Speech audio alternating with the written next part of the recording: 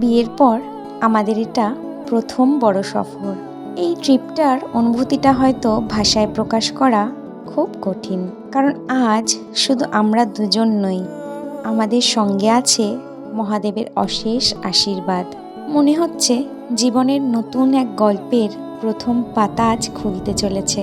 আমাদের একসাথে দেখা অনেকগুলো স্বপ্নের মধ্যে একটা স্বপ্নকে সঙ্গে নিয়ে আজ আমরা দুজন পা বাড়িয়েছি নতুন এক যাত্রায়। এই পথ চলায় আমাদের সবচেয়ে বড় ভরসা মহাদেবের আশীর্বাদ। মহাদেব, আজকের এই ট্রিপটার প্রতিটা মুহূর্ত যেন আগামী দিনের সুন্দর স্মৃতি হয়ে থাকে। এটা আমাদের জীবনের শুধুমাত্র একটা ট্রিপই না, এটা আমাদের একসাথে দেখা স্বপ্নগুলোর প্রথম সুন্দর পদক্ষেপ, যা মহাদেবের কৃপায় শুরু হলো। হর হর মহাদেব। চলো টাটা। পার্কস্ট্রিট দিয়ে বেরিয়ে যেত। ও না না, ক্যাব চলে এসছে আমাদের। এখন পার্কস্ট্রিট দিয়ে। হ্যাঁ আচ্ছা tata. Tata tata tata. 6035 6035। Hello friends, welcome back to our channel. চলে এসেছি আরেকটা সুন্দর নতুন ব্লগ নিয়ে। আশা করি তোমরা সবাই খুব ভালো আছো, সুস্থ আছো। আমরা তো বিন্দাস আছি, একটার পর একটা ট্রিপ দিয়েই যাচ্ছি। আবার বেরিয়ে পড়েছি আজকে একটা নতুন ট্রিপের উদ্দেশ্যে। তো যেটা অলরেডি মোটামুটি তোমরা থাম্বনেইল আর টাইটেল দেখে বুঝে গেছো। তো পার্থদা কি বলো, 2026 তো ফাটিয়ে দিচ্ছ, একটার পর একটা ট্রিপ। না, খুব ইচ্ছা ছিল সেটাই আজকে পূরণ হতে চলেছে। তো ফার্স্টে যাচ্ছি হচ্ছে কাশী। তো তারপর ওখান থেকেও তোমরা জানতে পারবে কোথায় কোথায় আর যাবো। ক্রমশ প্রকাশ্য। তো আমাদের ট্রেনের টাইম হচ্ছে 7:55 রাত্রিবেলায়। তো এখন সময় হচ্ছে 6:20। আমরা ক্যাব নিয়ে নিয়েছি, এখান থেকে বেশি সময় লাগবে না, ম্যাক্সিমাম 45 মিনিট লাগবে। তো আশা করি 7:10-15 মধ্যে ঢুকে যাবো। ম্যাক্সিমাম হলে 7:30 ম্যাক্সিমাম, যদি খুব জ্যাম থাকে। যেহেতু আগামীকাল হচ্ছে 15 আগস্ট স্বাধীনতা দিবস, তো সেই জন্য রাস্তায় যদি কোনোরকম জ্যাম থাকে তাহলে হয়তো একটু দেরি হতে পারে। তো এই তো সব কিছু গুছিয়ে গেছি, নিয়ে নিয়েছি। মা খাবার বানিয়ে দিয়ে দিয়েছে ট্রেনে খাওয়ার জন্য। তো ব্যাস, তো চলো এখন ক্যাব তো চলছে। হাওড়া স্টেশনে গিয়ে তোমাদের সাথে দেখা হচ্ছে।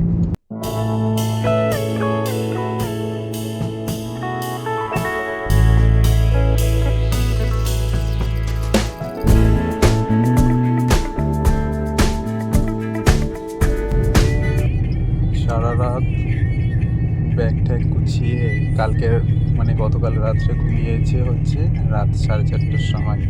ঘুম পাচ্ছে, ঘুমিয়েই পড়েছে এখন।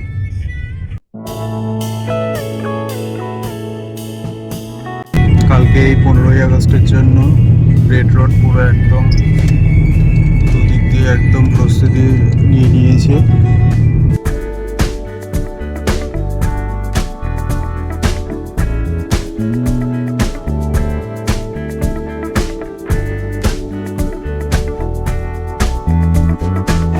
পৌঁছে গেছি আমরা হাওড়া স্টেশনে। রাস্তায় প্রচুর জ্যাম ছিল। এখন বাজে 7:35। তা আমাদের হচ্ছে ট্রেন বিভূতি এক্সপ্রেস সন্ধ্যা 7:55-তে ছাড়বে হাওড়া স্টেশন থেকে, 8 নম্বর প্ল্যাটফর্ম থেকে। তা আমরা এখন সেই প্ল্যাটফর্মের দিকেই যাচ্ছি। তো এই যে প্ল্যাটফর্ম, চলো এই যে 8 নম্বর প্ল্যাটফর্মে পৌঁছে গেছি। ট্রেনও দিয়ে দিয়েছে।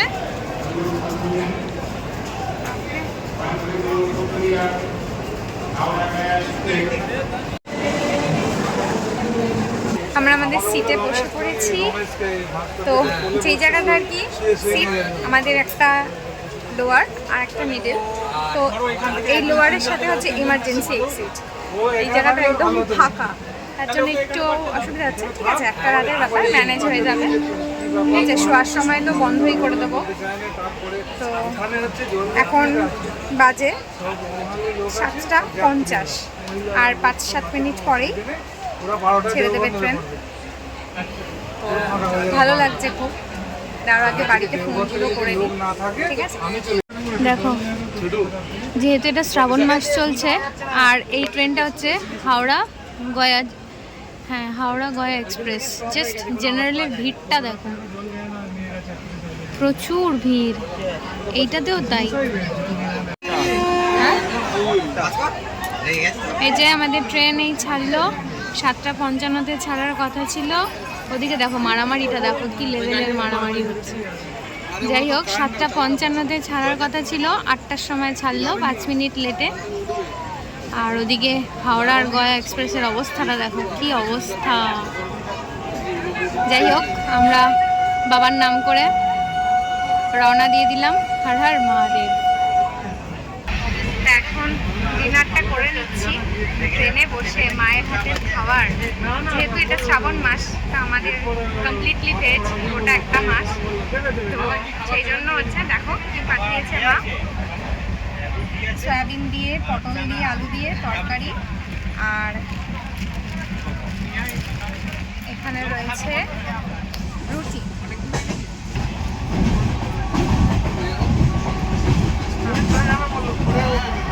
তো কোথাও ঘুরতে গেলে তো মায়ের হাতে রান্নাটা ভীষণ মিস করি। প্রচণ্ড সাউন্ড আসছে, জানি না আমার আওয়াজ আসছে। ডিনার করে এখন শুয়ে পড়েছি, প্রচণ্ড ঘুম পাচ্ছে।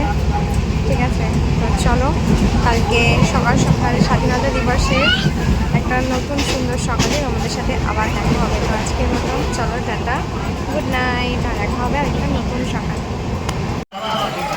এখন বাজে রাত্রি 1:10 বাকি।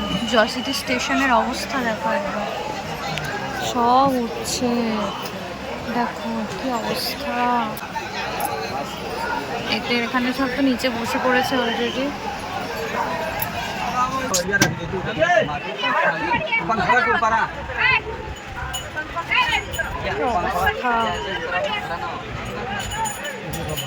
বাড়ির সামনে ব্যাগ প্যাগ রেখে কি কাণ্ড করেছে। মুখের সামনে পা ভূতের মতো পা ঝুলিয়ে বসে পড়েছে।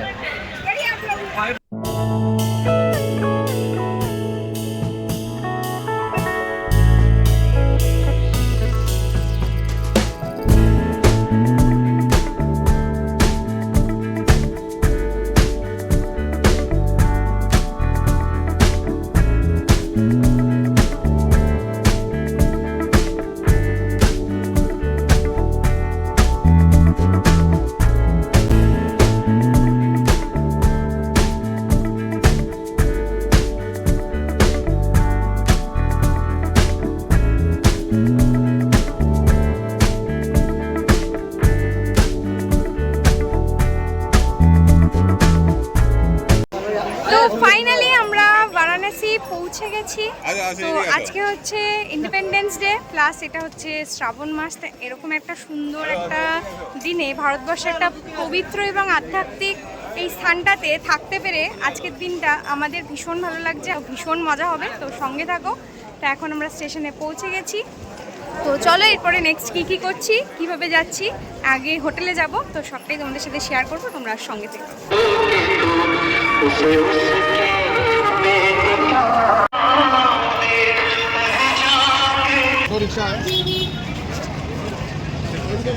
তো আমরা এখানে টোটো রিজার্ভ করে নিয়েছি। এখান থেকে আমরা পিডিআর মোড় যাচ্ছি। এখান থেকে পিডিআর মোড় 3 কিলোমিটার। তো টোটোতে ভাড়া নিচ্ছে 100 টাকা, ঠিকই আছে। আর আমাদের কিন্তু ট্রেন বিফোর টাইম পৌঁছে গেছে, 15 মিনিট আগেই আমরা পৌঁছে গেছি স্টেশনে। এখন বাজে হচ্ছে 10:15। এই সময় হচ্ছে ট্রেন স্টেশনে ঢোকার কথা আছে, আর আমরা এখন অন দ্য ওয়ে। তো ওইখানে গিয়েই আমরা হোটেল অলরেডি কথা বলা হয়ে গেছে, জাস্ট ফর্মালিটি করে চেক ইন করে যাবো হোটেলে।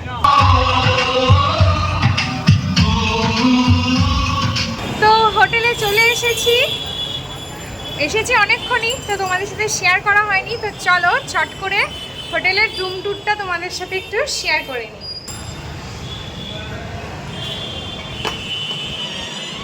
এই যে ঢুকেই এখানে একটা টিভি রয়েছে, এখানে এই যে লাগেজ রেখেছি, এখানে একটা ছোট্ট ক্যাবিনেট আছে, আর এটা হচ্ছে মিরর, আর এটা হচ্ছে বেডটা। তো যেহেতু বেশ অনেকক্ষণ ঢুকেছি তাই একটুখানি মেসি হয়ে রয়েছে। এদিকে রয়েছে ওয়াশরুম, ওটা আর দেখালাম না, ঠিক আছে। তো ঠিক আছে, অল সেট। আমরা এখানে স্নান করে একদম রেডি হয়ে নিয়েছি। সকাল থেকে তো কিচ্ছু খাওয়া হয়নি, ব্রেকফাস্টও হয়নি, তো একবারে আমরা ব্রাঞ্চ করব। তো চলো যাই, দেখা যাক কোথায় যাই। চলো দেখো, আমাদের এই হোটেলের মধ্যেই বাবার মন্দির রয়েছে। হর মহাদেব।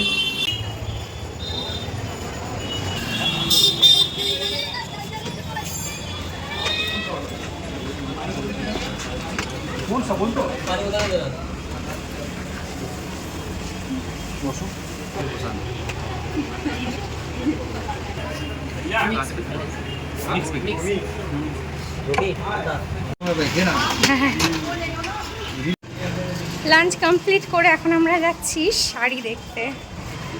তো এটা আমার মানে বাড়ি থেকে বলে এসেছিলাম পার্থকে যে নেক্সট টাইম আমি বারাণসী গেলে একটা পিওর বেনারসি নেওয়ার ইচ্ছা আছে। তো সেই জন্য এখন এসেই বলো না চলো আজকেই বলেছে যখন, তো উনি তোমরা ব্লগে আরেকজন যাকে দেখতে পাচ্ছ উনি হচ্ছেন আমার এক পিসামশাই, তো উনি নিয়ে যাচ্ছেন। চলো দেখি কীরকম কী কালেকশান পাই। বারাণসী আসবে আর পান খাবে না তা কি করে হয়?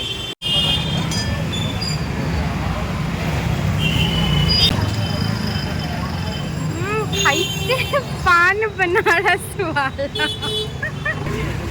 খাইতে পান बनारस वाला। তো আমি যেরকম চাইছিলাম তো ওরকম এখন পাওয়া যায়নি। তো দেখা যাক, আমরা তো আরও মানডে পর্যন্ত রয়েছি, তো ততদিনে যদি পাওয়া যায় তাহলে নেওয়া হবে। তাই এখন আর টাইম ওয়েস্ট করছি না, আমরা এখন বেরিয়ে যাচ্ছি সারনাথের উদ্দেশ্যে। তো সামনে মোড় থেকে এখন অটো বা টোটো যাই না আমি ঠিক এখন, তো ধরবো, তারপরে পৌঁছবো আমরা সারনাথে। তো চলো, মন্দিরের লাইন দেখো, কোথায় মন্দির আর লাইন দেখো। আজকেই এই অবস্থা, আজকেই এত লাইন, কালকে আমাদের কি হবে সেটা মহাদেব বাবাই জানে। গরম আছে ভালো, বাট মজা হচ্ছে। এটা হচ্ছে মন্দিরের 4 নম্বর গেট। কালকে এখান দিয়ে এসে ঢুকবো। ওই যে এই দেখো, এখানে লাইভ দেখা যাচ্ছে স্যাটারডে 15 আগস্ট, এই যে সব দেখা যাচ্ছে, দেখতে পাচ্ছ? এটা 4 নম্বর গেট, কালকে আমরা এখান দিয়েই ঢুকবো। এই যে গেট নাম্বার 4। এই যে এটা হলো মণিকর্ণিকা ঘাট, এখান থেকেই যেতে হয়, আমরা যাব পরে। এগুলো কি বলো তো? এগুলো হচ্ছে পান, কত সুন্দর করে সাজিয়ে রেখেছে দেখো। পার্থ আবার ওই শাড়ির দোকানে ফেলে এসছে ওর মাথার ক্যাপটা, তা আবার সেটা আনতে গেল পার্থ আর পিসমশাই। আমাদের কলকাতায় এখন বৃষ্টি হচ্ছে, বেশ ঠান্ডা ওয়েদার, আর এখানে ঠিক ততটাই রোদ আর গরম। যাই হোক, ঘুরতে এসেছি, ইটস ম্যানেজেবল, ভালো লাগছে ফার্স্ট দিন এসে। তবে এসে এই কিছুক্ষণ সময় যেটুকু উপলব্ধি করেছি, বেনারসের প্রত্যেকটা গলি একটা সুন্দর আলাদা আলাদা গল্প বলে, বেশ ভালো লাগছে। এর আগের বার যখন কুম্ভের সময় এসেছিলাম তখন তো মন্দির দর্শন করতে পারিনি, যেহেতু সেদিনই আমাদের ট্রেন ছিল আর প্রচুর রাশ ছিল। তো এবার তাই জন্য আবার বাবা ডেকে এনেছে, তো এবার দর্শন করব। মানে অনেক দিনের একটা ইচ্ছা ছিল যে বাবা যে কাশী বিশ্বনাথ দর্শন করব। পেয়েছ?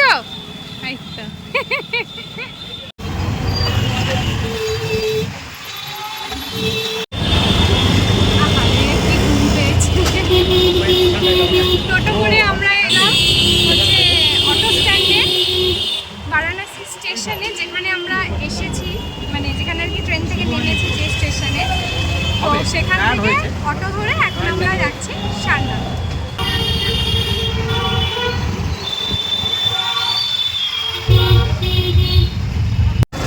পৌঁছে গেছি আমরা সারনাথে। এখন আগে মিউজিয়াম যাব, নাকি ওই দিকটা যাবো সেটাতে আমরা কনফিউজড। দেখা যাক।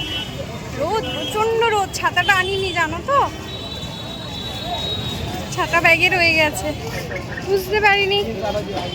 এখানে আমাদেরকে অনলাইন টিকিট কাটতে হলো, সেখানে এখন হচ্ছে চেকিং।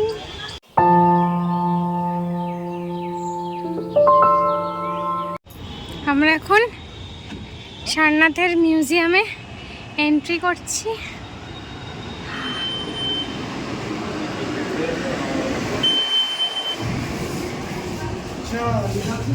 ওয়াও, এখানে আসাতে একটু স্বস্তি লাগছে। ও আচ্ছা, অশোক স্তম্ভ। এখানে যদি এসি চলছে একটু ভালো লাগছে, বাইরে কি করবো। সারনাথ ভারতের অন্যতম গুরুত্বপূর্ণ বৌদ্ধ তীর্থস্থান ও ঐতিহাসিক একটি স্থান। কথিত আছে বোধিলাভের পর গৌতম বুদ্ধ এখান থেকেই তার প্রথম ধর্মচক্র প্রবর্তন করেছিলেন। এখানে রয়েছে বিখ্যাত ধামেক স্তূপ, চৌখণ্ডী স্তূপ, প্রাচীন বৌদ্ধ বিহারের ধ্বংসাবশেষ এবং সারনাথ মিউজিয়াম। ভারতের জাতীয় প্রতীক অশোক স্তম্ভের সিংহমূর্তিও সারনাথের সঙ্গে গভীরভাবে যুক্ত।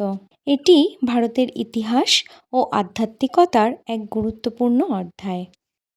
মানে এখানে স্ক্যানারে স্ক্যান করলে পুরো এই পাথরটার পুরো ডিটেলসটাই পুরো পেয়ে যাবে। এটা কত সালের, প্রত্যেকটা তাই এখানকার।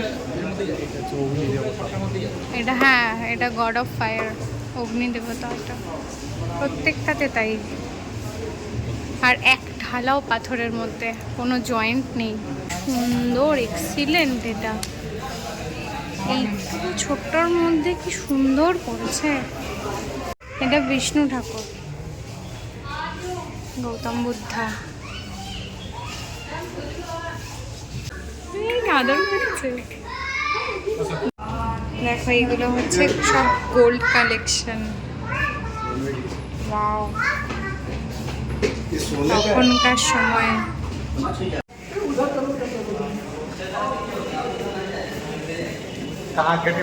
আমরা এখন মিউজিয়াম থেকে বেরিয়ে গেছি, তো এখন আবার হচ্ছে এই যে এইখানটাতে ঢুকবো, তার জন্য আবার আলাদা করে টিকিট কাটতে হবে। তো গেছে এখন টিকিট কাটতে, টিকিট কেটে আসলে তারপর আমরা ওখানটাতে আবার যাব।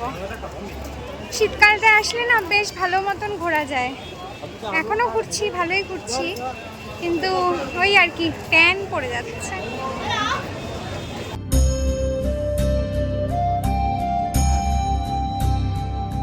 এখানে এখন এটা হচ্ছে অশোকা পিলার।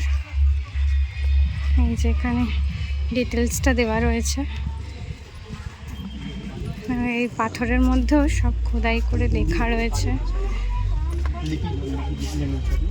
এই যে দেখো, এই যে খোদাই করা রয়েছে এখানে। এই প্রত্যেকটা ইটের গাথায় গাথায় ইতিহাস রয়েছে।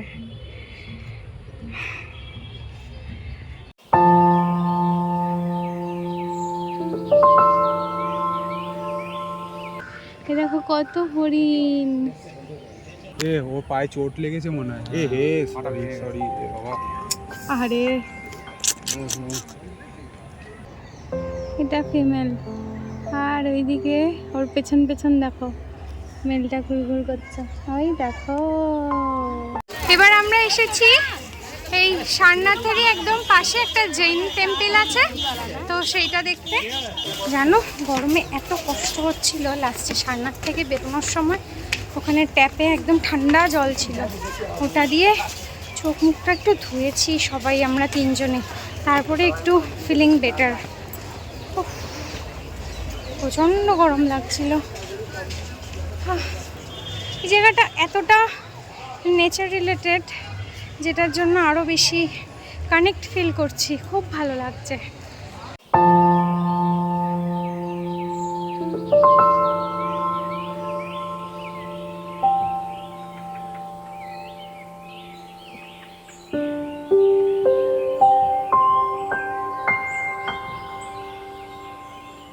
দেখো, এই ম্যাগনেটটা কিনলাম, এটা সারনাথের আর এটা বারাণসীর। তো আমরা এখন বাসে উঠে গেছি, এখান থেকে আমরা চলে যাচ্ছি ক্যান্টে। তো ওখান থেকে চলে যাবো আমরা ডিরেক্ট কালভৈরব বাবার মন্দিরে। তো কাশি বেনারসে এসে এসি বাসেও চলে নিলাম। কিরকম লাগছে? খুব মজা লাগছে। আর এখানে গরমটা একটু বেশি, তাই এসি বাস একটুনি ভালোই লাগছে। আমরা চলে এসেছি ভুট্টা খেতে।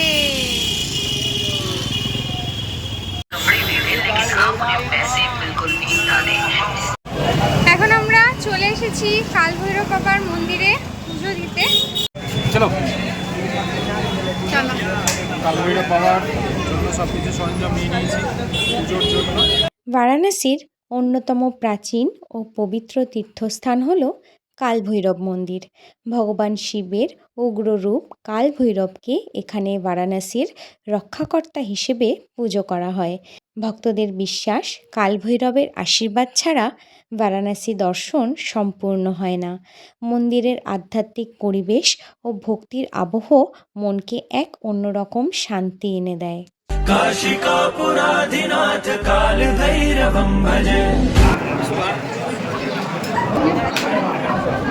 মহাকাল মন্দিরে পুজো দিয়ে এখন আমরা এসেছি দণ্ডপানি মন্দিরে। বারাণসীর অন্যতম আরেকটি প্রাচীন ও পবিত্র মন্দির হল দণ্ডপানি মন্দির। এখানে ভগবান শিবের এক বিশেষ রূপ দণ্ডপানির পুজো করা হয়। বিশ্বাস করা হয় তিনি বারাণসীর পবিত্রতা ও শৃঙ্খলার রক্ষক। সরু গলি, প্রাচীন স্থাপত্য আর ভক্তিময় পরিবেশের মধ্যে এই মন্দির দর্শন এক অনন্য আধ্যাত্মিক অনুভূতি দেয়।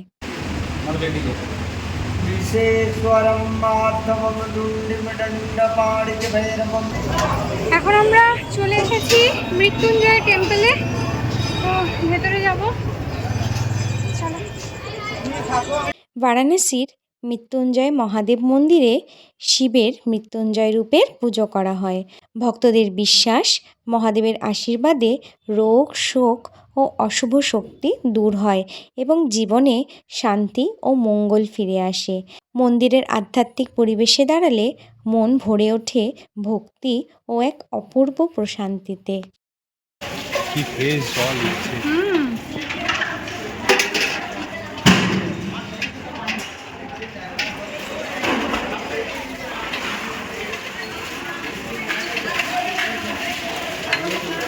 বাহ,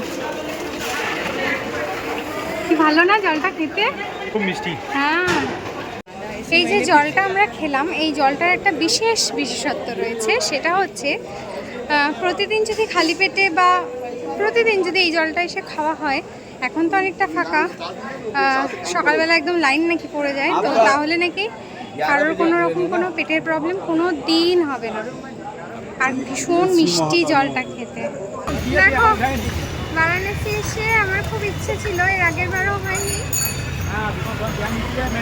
যে আমি এই যে রিক্সাগুলোতে উঠবো যেগুলোতে 4 জনে ওঠে আর পেছনে বসবো। আর আমি এখন পেছনে বসেছি, সামনে পিসামশাই আর পাশে বসেছে। হেভি লাগে, হেভি লাগে এখানে বসতে।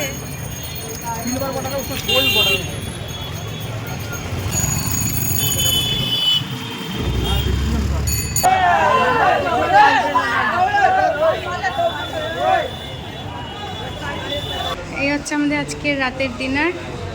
দারুণ লাগছে দেখতে। ভালো না না না না, এটা হচ্ছে তোমার ধনেপাতা লঙ্কা দিয়ে চাটনি। চলো খেয়ে নিই।